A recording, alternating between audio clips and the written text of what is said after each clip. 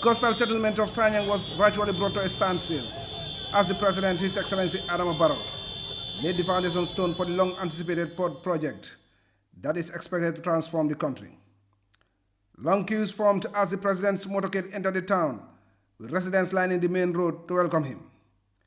After a few kilometers, President Barrow arrived at the designated site, where construction works are expected to begin.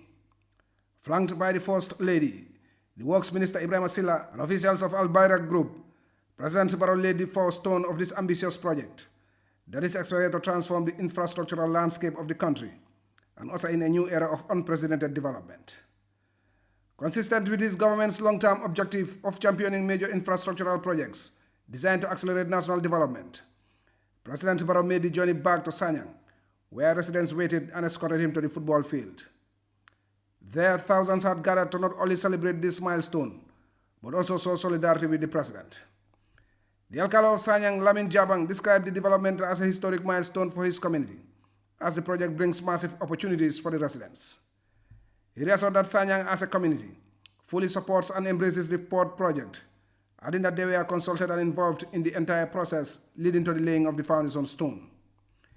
Chief Falalo Ture of Kombo South said the construction of a new port follows several other major projects in his district, which he attributes to President Barrow's commitment to the people of the district. The chief therefore expressed gratitude to the President for prioritizing infrastructural development, urging the local communities to work with the government. The governor of the West Coast region, Usman Bojang, paid homage to the President for having the political will to undertake such massive projects that have transformed the lives and livelihoods of the people. Mr. President, your fruitful visionary leadership is again today being manifested with such a transformative initiative. Today marks another clear testament of your visionary leadership in showing how a purposeful government collaborates with the private sector for the benefit of the people and the private enterprise. Deep Seaport project aligns with your vision of not only making Gambia great, but exceptional in reversing the tide of the benefit for all Gambians. The Sanyang Deep Seaport project, Governor Bojang added, is a dream come true for the West Coast region.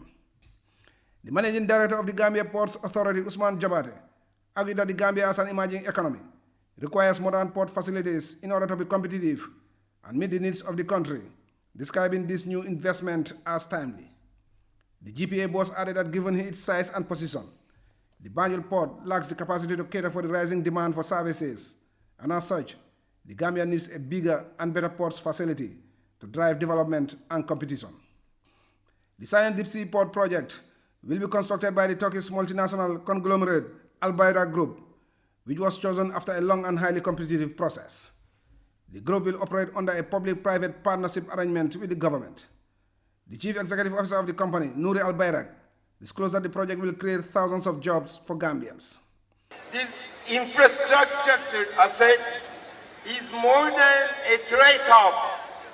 It is a lasting legacy for the Gambia. Thousands of Gambians will find employment opportunities across various skilled and technical roles. Port will provide hundreds of permanent jobs supported by comprehensive local workforce training and development.